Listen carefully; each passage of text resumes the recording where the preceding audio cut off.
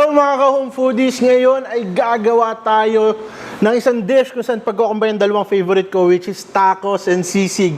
Kaya today, sa video na to na mapapanood ninyo kasama ako, ay gagawa tayo ng sisig tacos. Okay? Simulan na natin yan. First, gagawin muna natin yung dressing. Gagamit tayo ng MAGNOLIA real mayonnaise. Yan. Lalagyan lang natin ng liquid seasoning.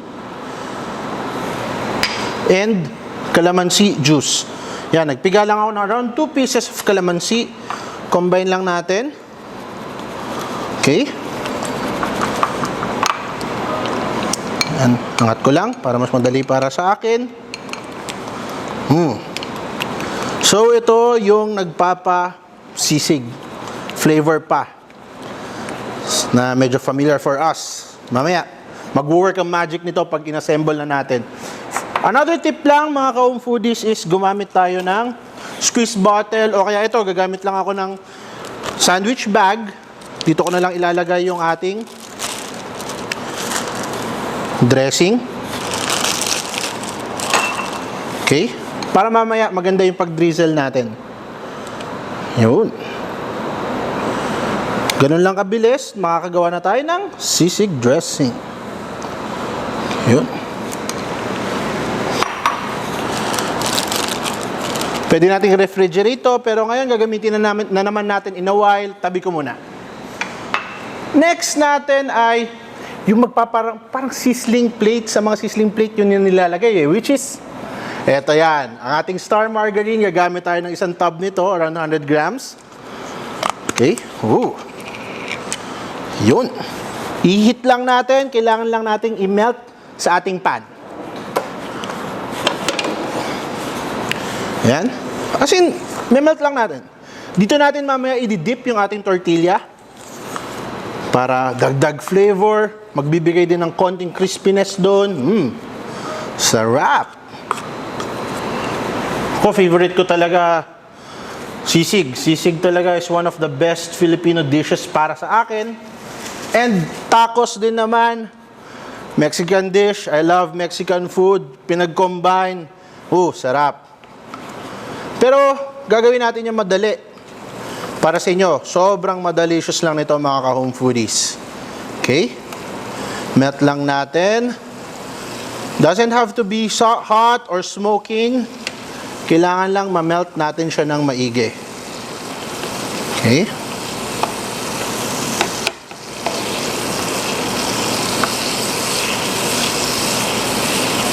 Alright, yan. Set aside lang natin, palit tayo ng pan, mga ka-home foodies, kasi gagawa na tayo, or actually, iinit na lang natin itong MONTEREY SISIG So, may timpla na, pre-cook na, final touches na lang siya sa pagluluto. If you're using a non-stick pan, basta nakasuot to properly, pwede nyo na lang i-dump dito. Okay? Yung sariling fat niya, because this is pork head or mask, nandyan na agad.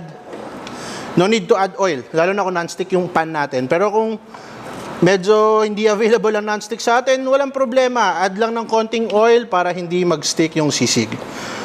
So ngayon, medyo pale pa yung color niya. Gusto lang natin siyang konting crisp or konting mag-brown lang lightly. Yan. Maganda sa sisig natin to, timplado na siya. Meron na siya actually yung note ng calamansi.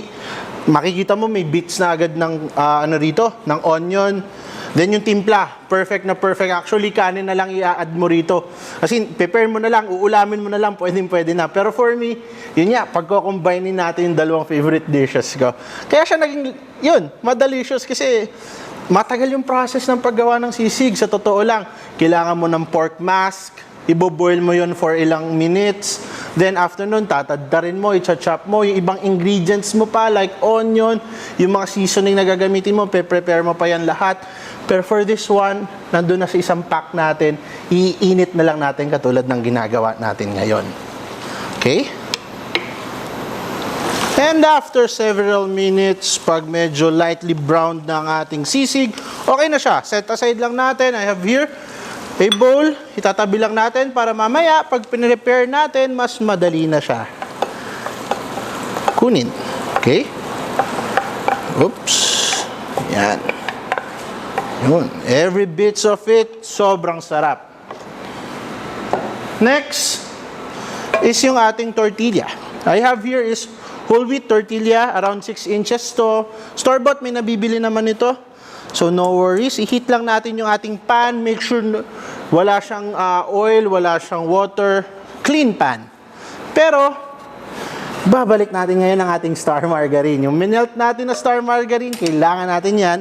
Kasi isasawsaw natin tong tortilla natin before natin siya i-toast sa ating pan. Okay? I have here a tong.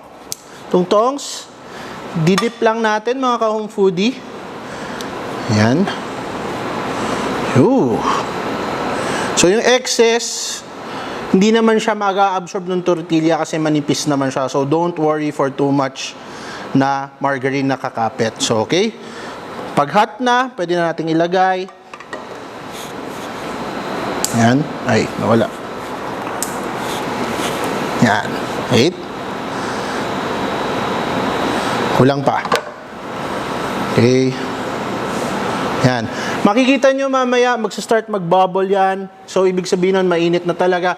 Check from time to time yung ilalim. Ayan, nagsa-start na siya.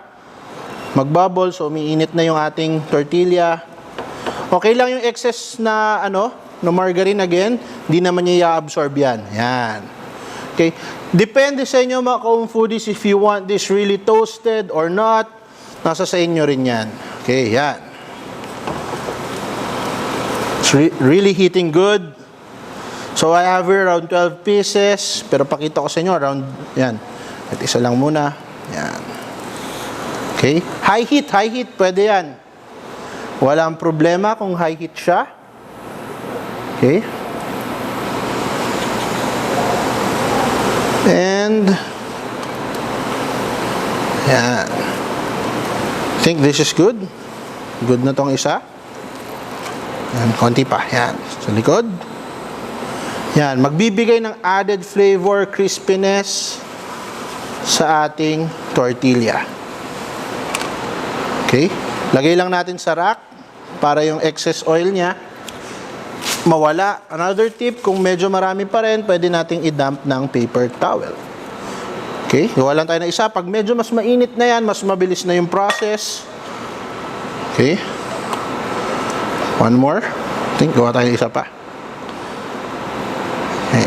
Yan. Yun. Better.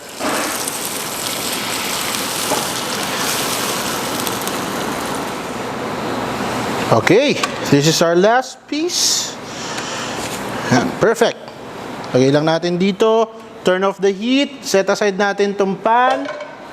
Then, assemble time. One of my favorite part. I-assemble na natin siya. Ilalagay lang natin yung tortilla dito sa ating plate. Or sa, the board. Pwede rin plate. Ano naman problema. Okay lang mag-overlap ng kaunti yung ating tortilla sa ating board or plate. Okay lang yon. Don't worry. Now, mag-gloves lang ako. Para mas madali nating ma-assemble. Lagay lang natin ng lettuce. This will neutralize any flavor na nilalagay natin para lang intense. Maraming flavor na maglalaro, lalo na yung sa sisig. So, siya yung magpapaneutralize dyan. And I love lettuce sa ating tacos. Okay? Hindi mawawala. Yan, for me. You can put as much as you want. Bahala kayo. Then, let's add our sisig.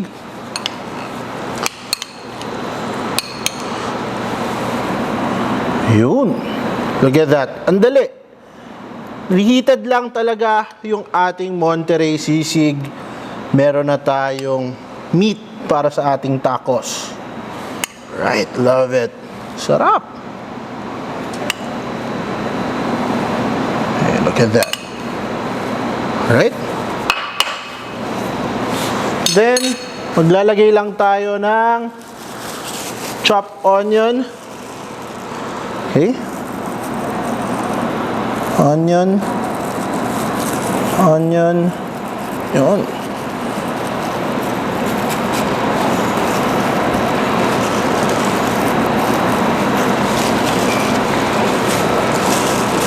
Then, tomatoes. Ooh, sarap.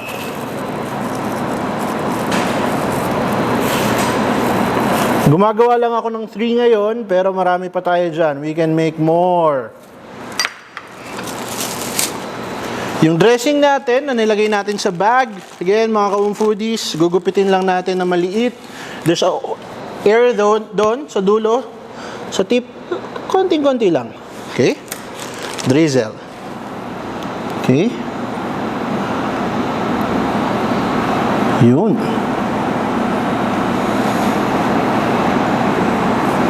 Medyo nabitin ako parang gusto ko ng around teaspoon ng sisig pa on top. Yun. Para mas masarap.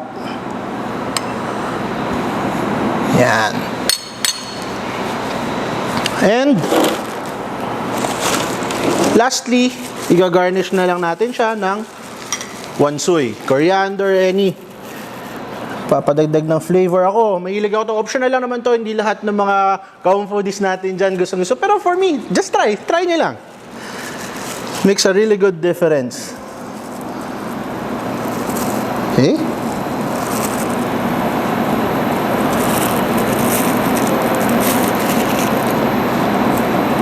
Around 2 leaves. That's good. And at the final touch, tapos na. Pero dahil excited ako, marami pa akong dala. Dahil tayo magta-taco party. Yes! I love it. So mga ka-foodies, para sa recipe nito, don't forget, meron dyan sa caption natin. Para sa mas marami pang recipes na total, sobrang madelicious to. Gayahin nyo na rin yung iba pa. Visit nyo lang yung website natin, www.homefoodie.com. And I am Boy Miranda. This is Home Foodie. See you guys! Sunod ulit. Bye-bye!